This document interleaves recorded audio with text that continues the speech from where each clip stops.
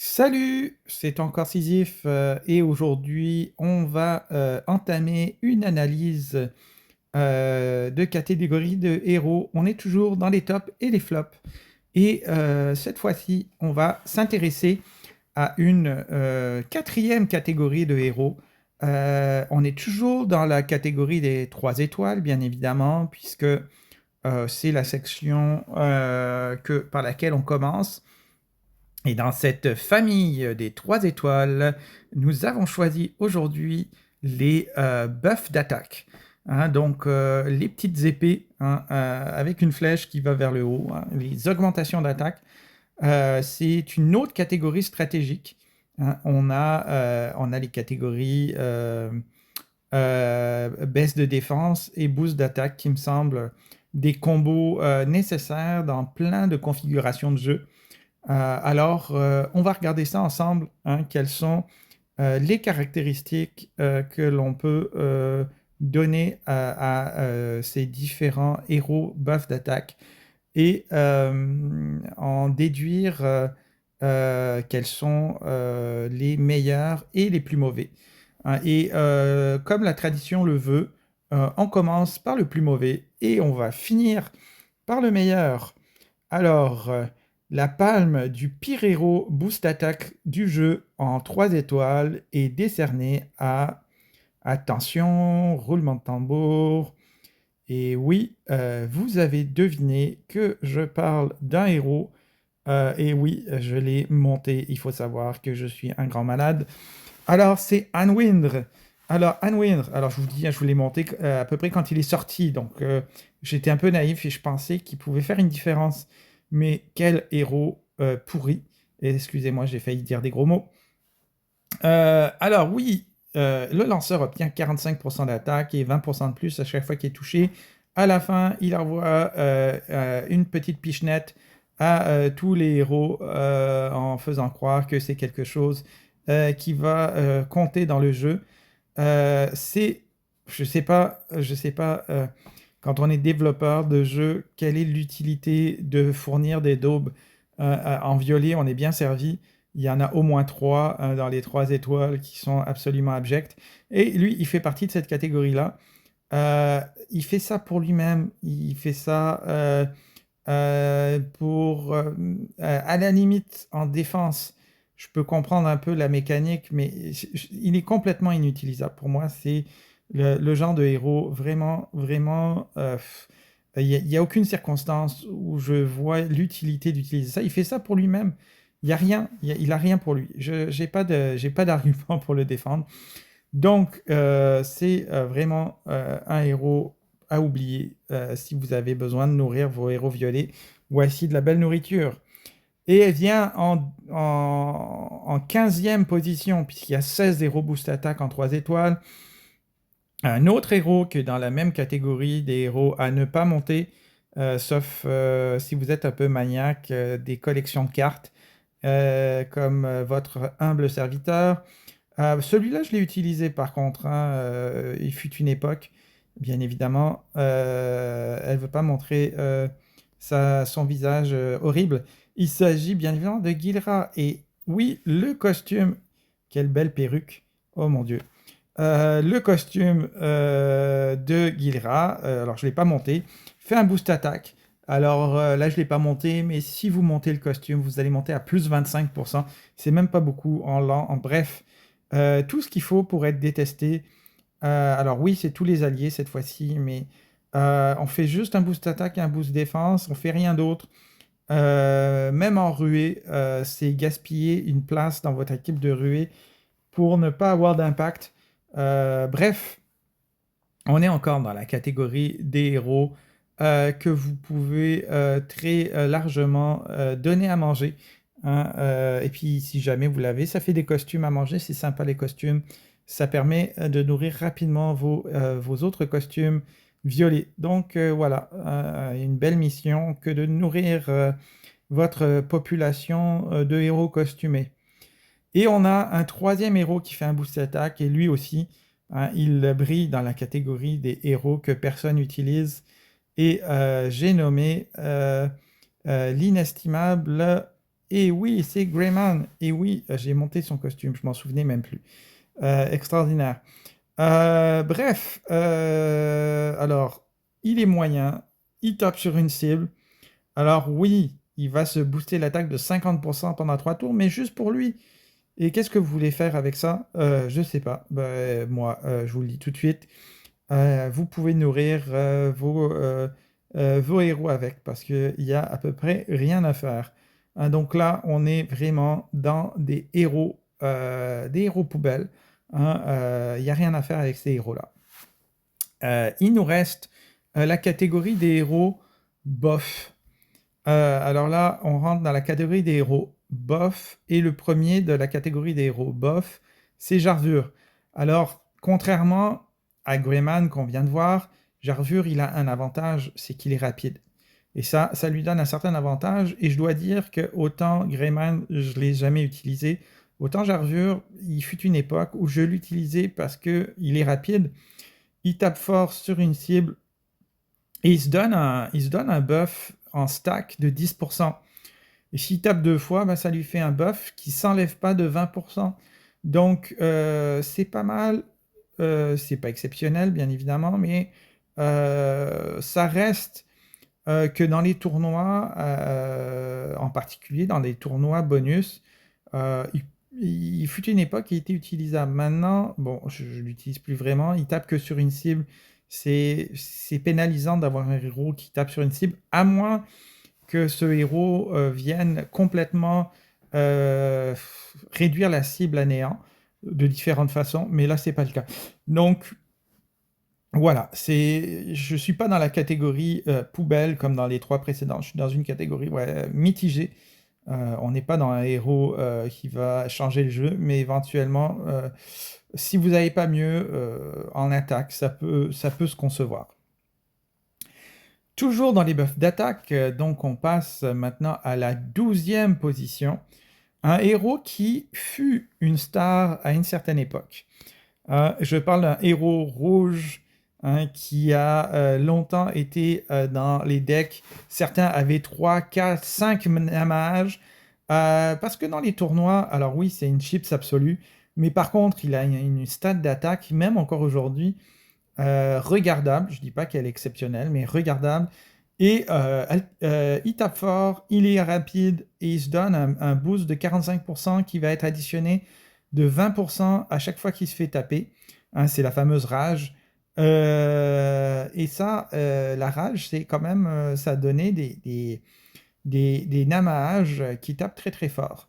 Alors, bien évidemment, il fut une époque, encore une fois, c'était un héros quasiment méta en attaque dans les tournois. Mais bon, son gros défaut, c'est qu'il n'a même pas eu de costume, pauvre lui.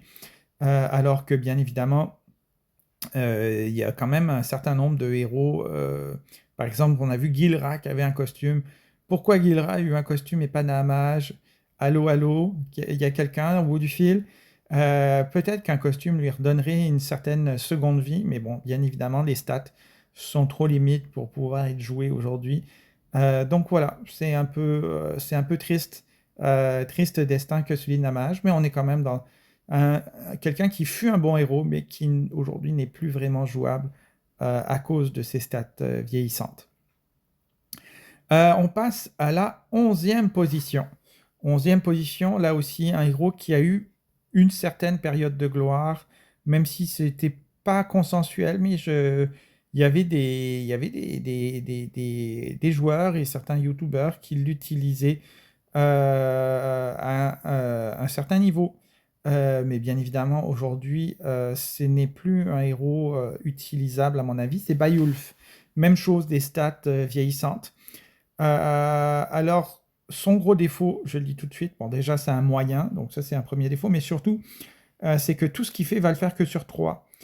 Plus 48% d'attaque, il met de la défense et il met du soin, mais seulement sur 3. Hein, donc, ça, c'est son truc. Puis en plus, après, il se fait des debuffs si jamais les buffs se terminent. Donc, c'est un deuxième défaut. En tournoi à bonus, c'était une star, hein, parce qu'il donnait quand même des gros bonus. il en donne 3, puis il n'y a pas beaucoup de héros qui donnent 3 bonus, mais ben, c'est ça, c'est un héros vieillissant. En bonus, il y a des héros qui font mieux que lui, plus rapidement que lui, hein, donc globalement, je dirais que c'est un héros qui a été dépassé par d'autres, hein, qui fait qu'aujourd'hui, il est plus véritablement utilisé, hein. Bon, si vous l'avez, potentiellement utilisable, mais pas à un haut niveau. Ensuite, on rentre en 10e position. On rentre dans des héros, à mon avis, intéressants, hein. Donc, c'est pas les héros, mais les meilleurs héros en boost attaque, mais conditionnellement intéressants. Cornell. Alors, Cornell, en tournoi bonus, ça peut être une très bonne idée, hein, parce que en 6 tuiles, vous avez quoi? Vous avez un boost attaque. Donc ça, c'est sa force. Le problème, c'est qu'il fait que ça, mais en tournoi bonus, c'est très bien. Puis il a la rage, donc à chaque fois qu'un de vos collègues va se faire toucher, ben, il va se recevoir un plus 20% d'attaque à chaque fois. Alors ça dure que 3 tours, entre guillemets, mais en 6 tuiles, c'est quand même très fort. Donc ça lui donne un petit avantage. Il est tout à fait utilisable. Il y a potentiellement mieux. Mais pour moi, c'est un héros utilisable. Ses stats aussi sont peut-être un peu vieillissantes, mais le fait qu'il déclenche très rapidement peut lui donner un petit avantage, hein. Et bon, il a un passif dans lequel il peut donner des dégâts. Donc oui, pour moi, Cornell, utilisable, sans être un héros exceptionnel. On passe donc à la 9e position, dans la même catégorie, hein, intéressant sans être top, Skrekok. Alors Skrekok, son défaut, c'est sa vitesse. Son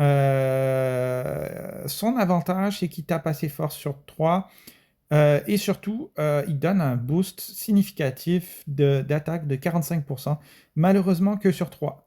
Hein, ce sera ça le fait qu'il ne fasse pas mieux que être un bon héros sans plus, c'est qu'il donne son boost seulement sur 3.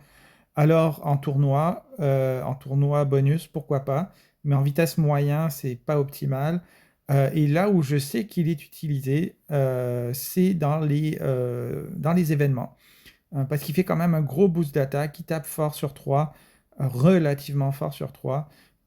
Donc ça lui donne un certain degré, je dirais, d'utilisation, hein, qui fait qu'il peut trôner sans rougir à la 9e place de notre classement des boost attaques en 3 étoiles. On passe à la 8e position. Hein, 8e position, on va aller chercher un héros, on est toujours dans les rouges, qui a longtemps, lui aussi, été un méta en événement. C'est Phoenicus. Un Phoenicus qui fait un gros boost attaque et qui en plus augmente la génération de mana. Alors, c'est ça. Ces statistiques laissent à désirer. C'est quand même un rapide, donc ça, c'est un bel avantage pour ce héros-là.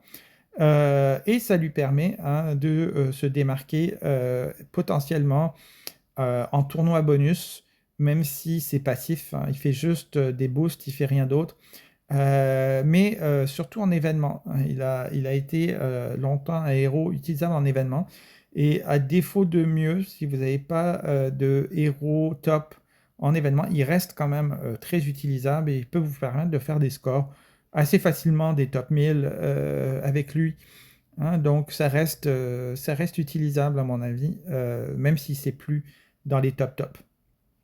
Donc voilà pour notre 8e position. On est toujours dans la catégorie utilisable. Et celui qui va nous intéresser maintenant, c'est un héros bleu en 7e position. Et le héros en question n'est nul autre que Valen, dans sa version costumée, costume 1. Alors, le gros inconvénient de Valen, c'est qu'il ne vise qu'une seule cible, hein. Donc, il va infliger des dégâts à une seule cible, mais il tape très fort. Et bon, c'est un voyou, ça lui donne un petit avantage aussi. Mais il se donne un 54% d'attaque, donc c'est très très fort. Et surtout, ça dure 6 tours. Donc, à moins que le héros meure, ce qui est possible parce que c'est une chips, Bon, pendant 6 tours, ben, les tuiles associées à Valen vont être boostées de 56%. C'est pas mal, hein, donc c'est pas top. Mais là aussi, selon votre deck, à ne pas négliger. Je l'ai longtemps utilisé en tournoi, je le trouvais vraiment intéressant. Hein, dans les tournois bonus, même s'il y a mieux, hein, ça reste dans la catégorie, à mon avis, des joueurs utilisables. Et ensuite, on rentre dans la catégorie des héros qui, à mon avis, sont utilisables relativement en tout temps.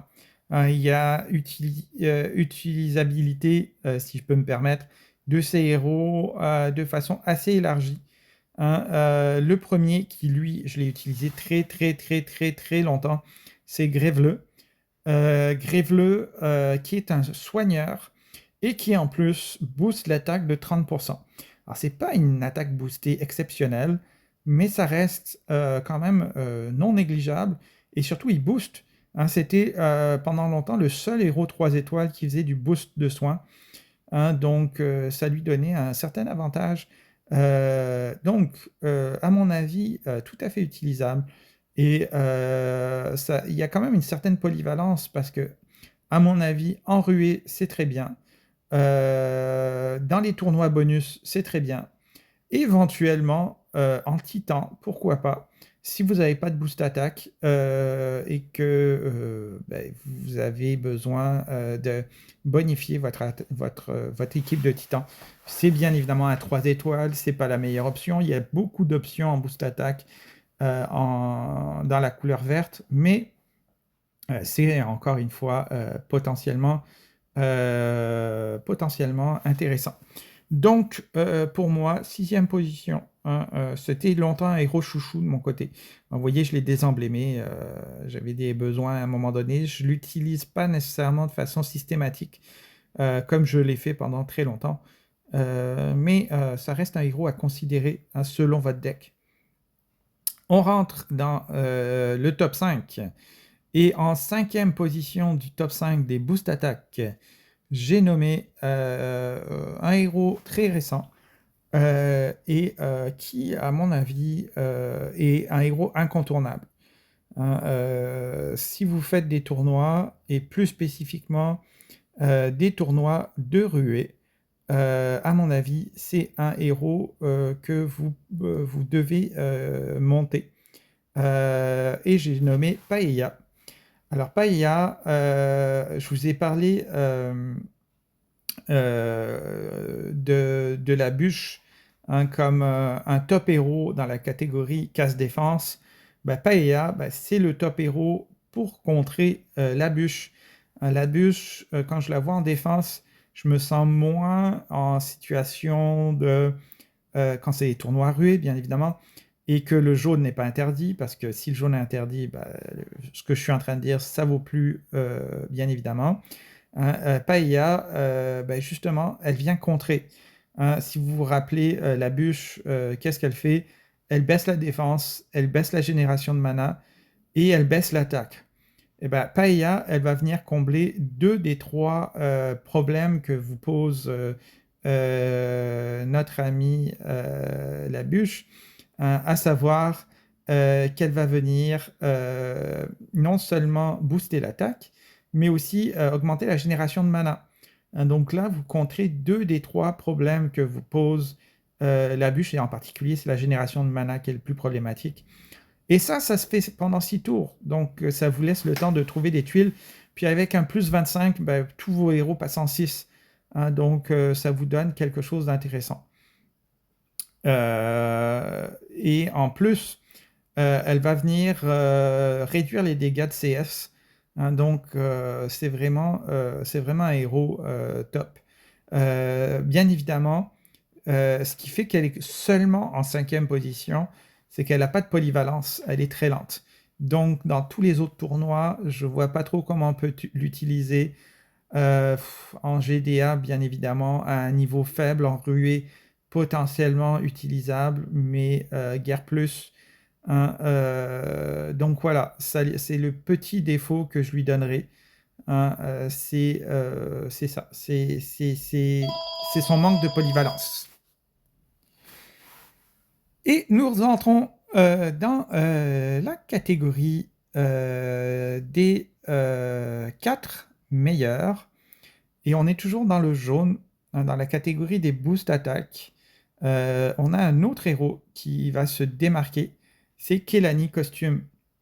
Alors pourquoi je l'ai mis en avant de Paella? C'est contestable, hein, c'est au goût de la personne. Ben, c'est premièrement que le buff est vraiment beaucoup plus fort. On parle de 50% d'attaque, ce qui est quand même très très fort. On a un partage de dégâts qui va permettre éventuellement, hein, de ne pas être sensible à des attaques en particulier. S'il y a des snipers en face, ben, on va amortir le choc, éviter qu'un héros meure prématurément. Alors oui, là aussi, dans les tournois, hein, on est un peu limité dans son utilisation, je dirais, sauf dans les tournois. Bon, les GDA ruées, bien évidemment, on a une option, même si c'est pas l'option optimale. Je préfère, en tournoi rué, je vais préférer Paella. Par contre, quand on regarde les tournois bonus, ben, elle est potentiellement utilisable plus que Paella parce que ben, un lance, ça peut éventuellement se déclencher. C'est sûr que c'est pas idéal, hein, mais donc ça lui donne un petit bonus. Et surtout en Titan, je pense que en Titan, on a un héros ben, qui a un petit avantage sur Paella parce que ben, le boost d'attaque est vraiment significatif. Hein, donc je vous parlais de Melia dans l'autre vidéo. Bah, Kelani, c'est une autre option dans les Titans qui va probablement fortement augmenter vos scores. Donc le petit plus que je lui donne, c'est sa polyvalence, hein, comparativement à Paella. Et c'est pour ça que je l'ai mis en 4e position.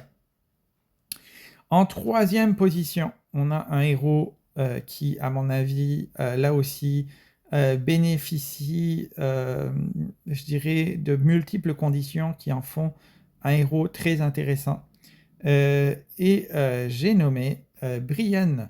Alors, son avantage, c'est premièrement, bien évidemment, elle a un toon qui, entre la version de base et la version toon, bien évidemment, la version toon va être à privilégier parce que ben, si vous l'utilisez par exemple en Titan, ben, vous avez un mono vert et la rage va durer 7 tours. Et ça, c'est super long. Donc là, vous allez avoir un boost d'attaque exceptionnel pendant 7 tours. Alors que ce n'est que, entre guillemets, que 5 tours si vous utilisez la version de base. Hein, donc, un boost attaque très très fort. Vous allez pouvoir chercher jusqu'à plus 65% d'attaque, ce qui est exceptionnel. Alors, en tournoi, c'est sûr que pour les tournois rués, potentiellement utilisables, même si c'est pas, il n'y a pas d'impact. Donc, vous utilisez une case pour utiliser un héros qui fera pas autre chose que augmenter l'attaque. Mais c'est utilisable, en sanglant pas vraiment. Par contre en boost, en bonus, là à mon avis, c'est tout à fait utilisable. En titan, c'est tout à fait utilisable, bien évidemment, moyennant une protection. Ce qui lui donne une certaine polyvalence, qui la rend, à mon avis, sans aucun doute, une actrice de premier plan pour figurer dans notre top 3. Et en passant en ruée, ce qui la rend intéressante, c'est qu'elle est druide et donc elle va pouvoir déclencher en 6 tuiles. Ça, c'est très fort. Il nous reste 2 héros à observer, hein, et dans ce top 2, on va avoir un héros qui lui aussi va briller dans certaines catégories de jeux. Et j'ai nommé nul autre. Alors non, c'est pas ça. Je le cherche. Il est où? Il est où? Il est où? Il est là. C'est Ulmer. Ulmer. Et là, on va parler de la variante costumée de Ulmer. Et Ulmer, ben, qu'est-ce qu'il fait? Il fait un énorme boost d'attaque. Alors, en ruée, c'est très fort. D'autant plus que c'est un moine et qu'avec ses costumes, il va pouvoir déclencher anti-tuile. Hein, donc, ça fait un excellent héros pour les ruées, particulièrement en attaque. Ça fait un excellent héros dans les tournois, éventuellement, potentiellement dans les tournois bonus, même si là, il est lent, donc c'est un petit peu moins vrai, mais ça reste quand même potentiellement mobilisable comme héros. Euh, Potentiellement en titan, même si c'est pas sa vocation première.